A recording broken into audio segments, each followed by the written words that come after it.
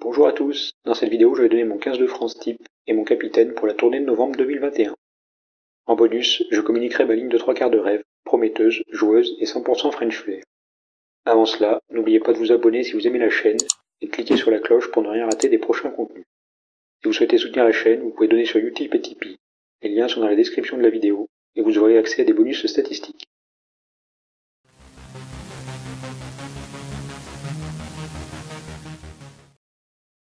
En numéro 1, il n'y a pas photo, je choisis Cyril Baille, l'un des meilleurs piliers gauche du monde et un niveau au-dessus de Jean-Baptiste Gros.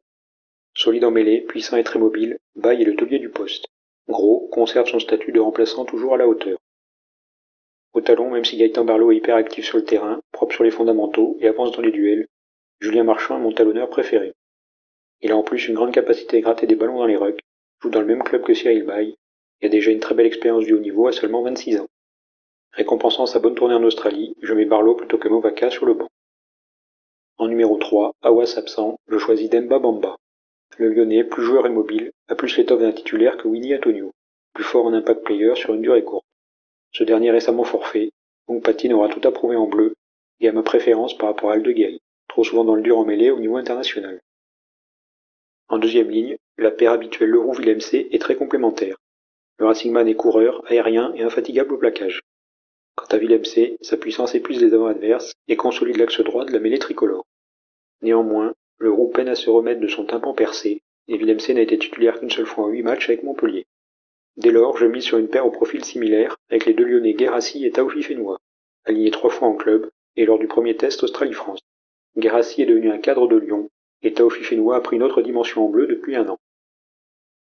En troisième ligne, où la concurrence est rude, il me paraît inévitable d'aligner le très en forme toulousain François Cros, excellent en touche, plaqueur inusable et souvent en relais offensif, et jouant très bien après contact.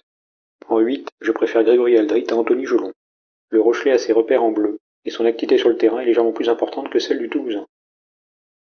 Pour compléter la troisième ligne, vu qu'on a déjà 2 joueurs puissants à l'impact et un numéro 8 moins en vue en touche, j'opte pour un joueur aérien et plus mobile que fort. C'est pourquoi je place le Bordelais Cameron Wauquiez.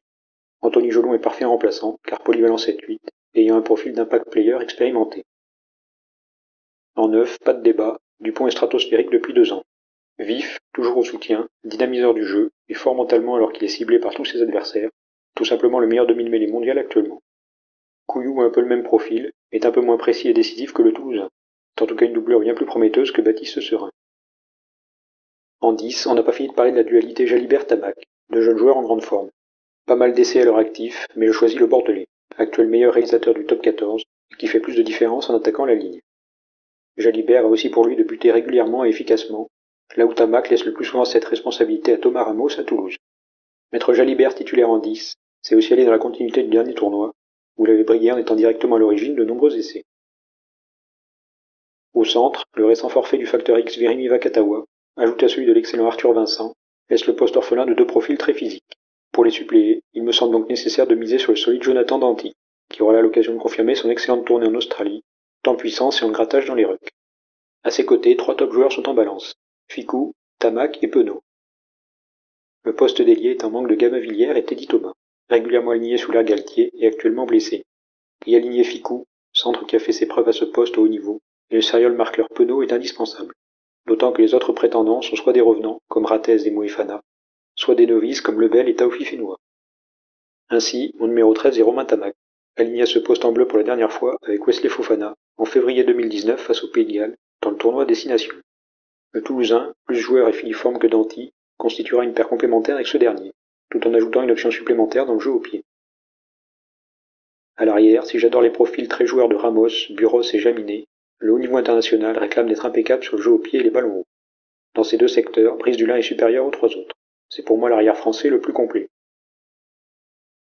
Sur le banc, je ne mets pas d'ouvreur remplaçant, car Tamac peut prendre le relais de Jalibert.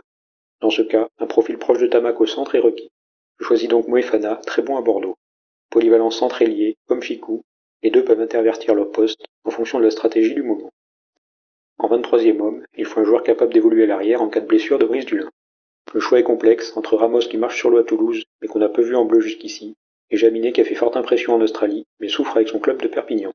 Il est temps de faire confiance à Thomas Ramos, sélectionné seulement 14 fois en près de 3 ans.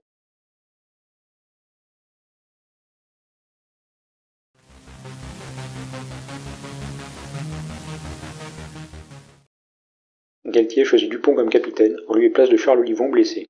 Personnellement, sachant que Dupont est très ciblé par ses adversaires et que la France se repose beaucoup trop sur lui dans la difficulté, le capitanat me paraît être une charge de trop pour Dupont. Je préfère un avant combatif dans ce rôle. Entre Marchand, Cross et Aldrit, qui ont déjà été capitaines de leurs clubs respectifs, le talonneur toulousain est mon premier choix, pour son caractère et son surplus de lucidité par rapport à Aldrit.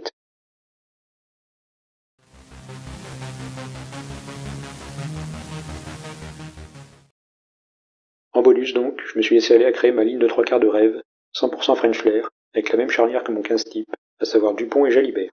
Au centre, avec l'inspiré Tamac, j'aimerais bien voir Penaud en 13. Le Clermontois est plus dangereux à ce poste qu'à l'aile, car il touche plus de ballons, et met énormément d'incertitude chez les adversaires par ses courses chaloupées. À l'aile, j'apprécie la vitesse et l'énergie de Moefana. C'est pas par hasard s'il joue de plus en plus ailier à Bordeaux. Habituel centre, Moefana est également un très bon défenseur. Pour les remplaçants de mon 15 type, j'hésitais entre Ramos et Jaminet. Pour cette ligne de 3/4 rêvée, je garde donc les deux. Ramos peut glisser sans problème à l'aile, et Jaminet est un arrière très joueur et présent dans la ligne d'attaque. Merci à tous d'avoir regardé cette vidéo.